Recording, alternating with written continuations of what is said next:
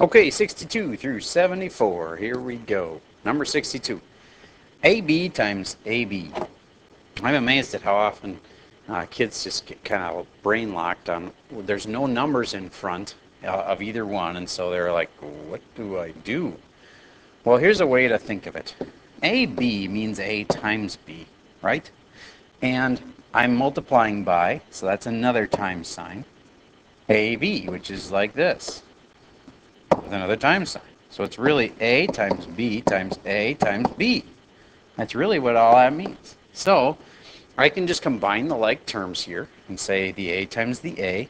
I could basically rearrange it and say A times the A times the B times the B, because in multiplying it's okay to change the order. That's called the commutative property. And so A times A makes A squared, and B times B makes B squared.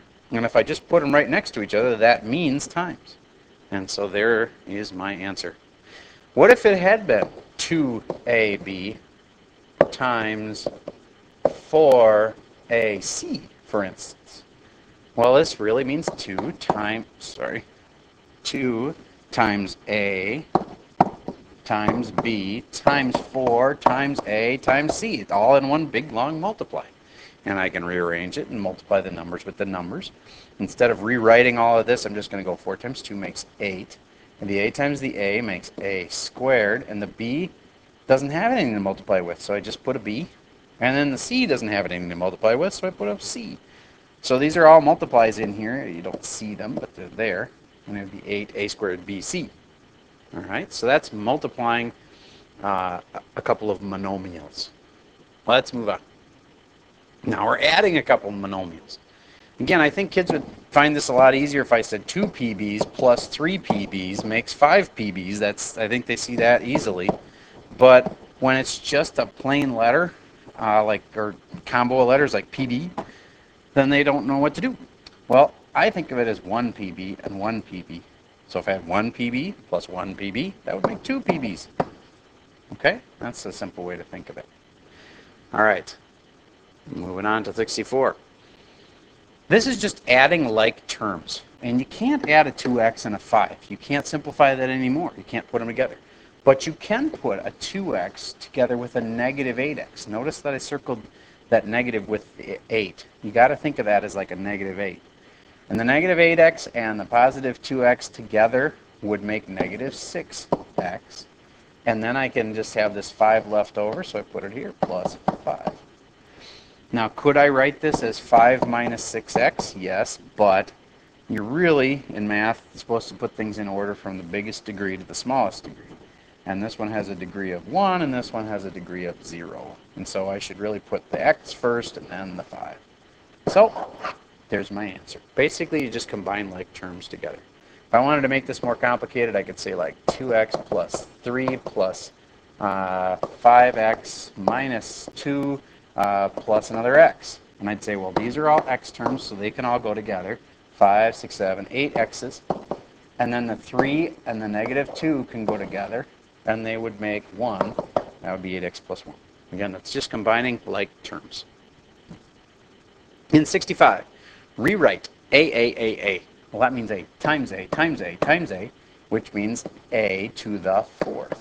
Okay, just make sure you understand that that means to a power of 4, because there are 4 of them. Okay, if this had been aaaa, it would be a to the 3rd. All right, that's basic understanding of how to write things with an exponent. Moving on to 66, rewrite AABB. Well, I can't put them together, but I can say AA makes A squared, and BB makes B squared. Remember, this means A times B times B, so really this means the A and the A make the A squared times the B squared. So there's a little times in there, but there's my final answer on that one. All right. This is just a distributive property. It is so important, though. And oftentimes we see kids just doing the first part and forgetting the second part. You go 3 times m and you get 3m, and then they just put plus b. That's wrong. You got to do both parts, 3 times the m and the 3 times the b. Okay, so that's just distributive property. Now, some kids really argue that that doesn't make sense to me. Why should it go with both? Why shouldn't it just go with this first part? Well, if I give you a problem that you can do like by hand, I think you'll understand it better. Would you agree that 4 plus 2 would make 6? And then the 6 times the 2 here would make 12. We know the answer should be 12. Well, then let's see. If we do it the way I said, we'd have 2 times 2 is 4. 2 times 4 makes 8, and it's plus. So 8 plus 4 is 12. It works. And if you do it the other way, it won't work. Okay, let's move on. A negative in front of a parenthesis. What a classic problem. So often, kids put the negative just on the first term. But this means the opposite of whatever's in here. So you can't just make the 2 the opposite of itself. You got to also make the x the opposite of what it is. Okay? So if you want to think of it as opposite of what's in here, then it would be the opposite of 2 and the opposite of negative x, which is plus x. All right? And another way to think of it is when you do an opposite of things that are being subtracted like this, you can say opposite of 2 minus x is going to be x minus 2. Okay, it's the same thing as another way, which would be, it's the same answer you'd get as if you distributed this negative out and you said negative 2 and the negative times the negative makes plus x. That's the same thing as this is. All right, so I'm giving you several ways to think of it, but I guess my favorite way is this way. If you think of this as a negative 1 in front, negative 1 times 2 makes negative 2. Negative 1 times negative x makes positive x. And there I have it. But again, math teachers like you to write things in order from the biggest degree to the smallest, so I really should write the x first and the minus 2 second. Okay? So there are several ways to think of that one. Next kind of problem. These are simply variables. And I think sometimes if the problem had been like this, 3a plus 7a, I think most kids know, okay, that's 10a. That's easy. But somehow if it's an a squared, it feels different to them. But it's really not. If it's 3a squared and 7a squared, then it's just 10a squared. You just have to add them together. All right? If you wanted to think of it a different way and like break it down to what it really means to get that same 10a squared, you could say 3a squared is like a squared plus a squared plus a squared. And then I have a plus. 7a squared is a squared plus a squared plus a squared plus a squared plus a squared plus a squared. Let's see, I got 7. 1, 2, 3, 4, 5, 6. Now I need one more. Plus a squared. And what does that mean? 7a squareds and 3 more a squareds makes 10a squareds. However you'd like to think of it, either way that would work.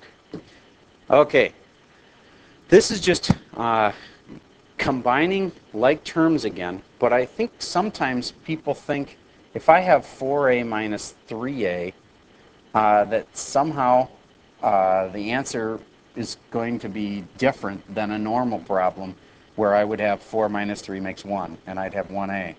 The answer is 1a, or just a, okay, because I just take 4a, take away 3a's, makes 1a. But when the answer comes out to just a letter, I think that confuses people. If they see this and they see it's just an a, it's like, how did the 4 and the 3 just go away? All right, that's all there is to it. Next part, negative 5a minus 4a.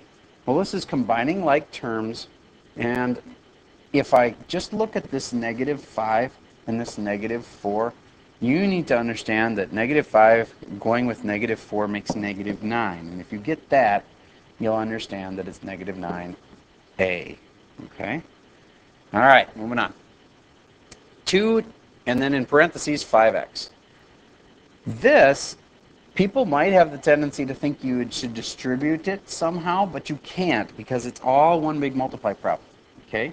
This is just times, and this is a times, so if I yoink the parentheses off of there, because there's really nothing to do inside the parentheses, and when I could rewrite this as 2 times 5 times x, and now I'll see it a little bit easier. 2 times 5 is 10, and it's 10x.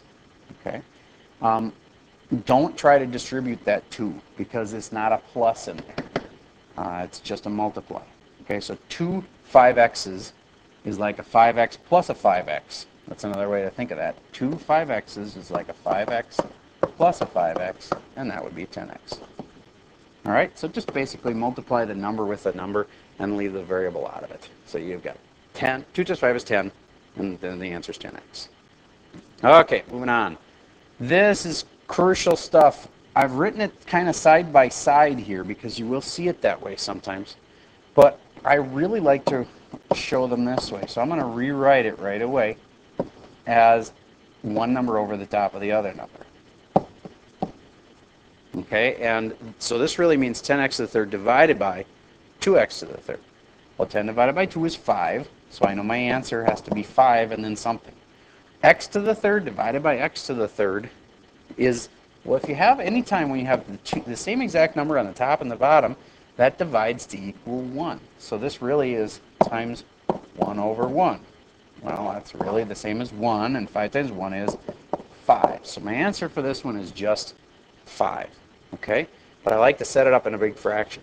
And the next one's the same way, but it already is in a big fraction.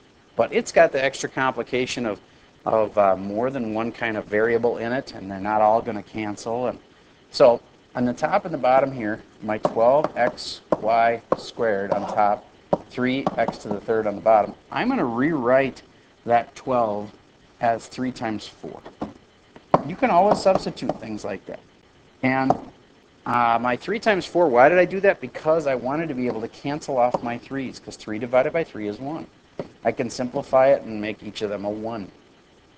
And now, just because I can, I'm going to rewrite my x to the third as x times x times x. I hope you'd agree that that's the exact same thing as x to the third. And now I can cancel something else. I'm going to cancel out an x. This x cancels with this x, and they make 1s. All right, so then I go 1 times 4 times 1 is 4y squared on the top.